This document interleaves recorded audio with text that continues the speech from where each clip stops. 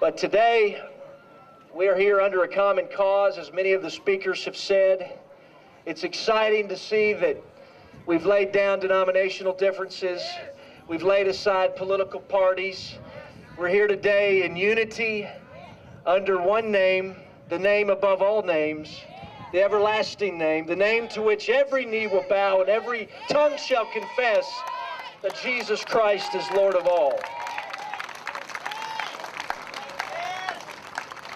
And as an agent of your government, as a local prosecutor, I tell you that I stand in your courthouse on a daily basis, and I'm here today to plead for your help.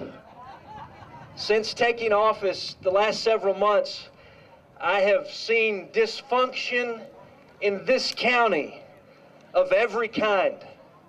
Whatever dysfunction the human mind can create, I have seen it in the short time I've been in office. From sexual abuse to child abuse to addictions of every kind. And I ask for your prayers, and I know our family court judge is here. Is Judge Day in the audience? I saw her here earlier. Many of these cases will be in front of her. She needs your prayer as well. But beyond that, I want you to know that I've come to realize that our prosperity, our blessing in Hopkins County and in the United States is founded upon the shoulders of the community of faith, because the liberty and freedom we have only comes from our Heavenly Father above. That's the source of our freedom. That's the source of our blessing. So why should we ever feel repressed to share the good news of the gospel in the public arena? Not only in our churches, but in the public arena. Perhaps it's because there's been a steady attack on our faith and on our values for the past 2 generations. How can our government and those who lead us claim moral authority when judges and lawyers continue to try to outlaw symbols of God, when 91% of America claims to be a part of the community of faith? In Hopkins County, each weekday, we start our court session, and the bailiff in that courtroom will ask the court to rise as judges in Hopkins County, Pastor Jones. The judge comes in the room, the bailiff will ask the audience to rise. He will introduce that judge as the one presiding over that court session, and then that deputy will declare, "May God save the Commonwealth."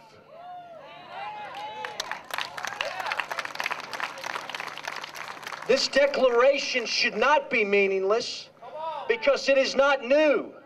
You see, Sheriff Latham, when your deputy sheriff, when that bailiff declares that proclamation for God to save the Commonwealth, he stands in 200 years of history. Because 200 years ago, judges who feared God inscripted those words into our national fabric.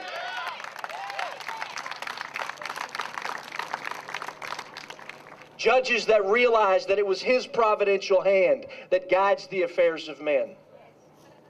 Now, we cannot overcome the drug epidemic, the divorce epidemic, the abuse epidemic, the poverty epidemic. We cannot overcome any social ill until we proclaim the good news of the gospel to every corner of Hopkins County. It's not a politician that declared freedom to the captives. It is not a political party that will deliver freedom to the captives. Government can change laws of man, but only God can change the hearts of men. And I would tell you today, folks, every one of you in this audience, every pastor, every teacher, every parent, every student, this is the calling of your generation. Your moment is now. Our schools have steadily sterilized the textbooks by taking God out of them. Our court systems have continued to attempt to outlaw symbols of God and religious symbols. They've tried to outlaw prayer in the public domain. But you, good people of God, you have the answer. And the evidence of faith-based drug recovery is undeniable. In a few moments, you'll hear from the good people at Teen Challenge. And I encourage you to support Teen Challenge just as you're supporting Hope2All. Because what many don't realize is that Kentucky incarcerates more of its population than just about every other state in America. Just about every other state in America. And the government has tried every secular solution. And I echo Senator Rhodes. They have made progress. But I must say that the academic theories that are promoted by those in government are failing. The scientific research of brain development has been exhausted. The insanity of warehousing drug addicts at the cost to the taxpayer of $30,000 per year has proven to be ineffective. It's revealing a broken system that is ineffective, and people of faith, your time is now.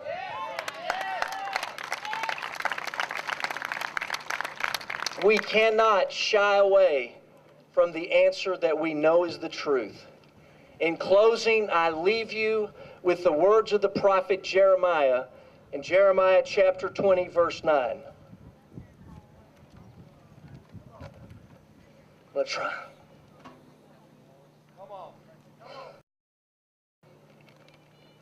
If I say, I will not make mention of the Lord or speak any more in his name, in my mind and in my heart, it is as if there was a burning fire shut up in my bones. And I am weary of enduring and holding it in, and I cannot contain it any longer.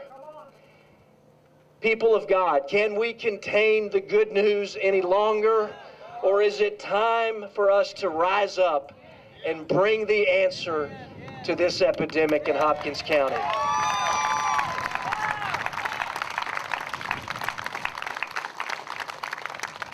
God bless you. God bless Hope2All. And may God save Hopkins County and every family in it. God bless you.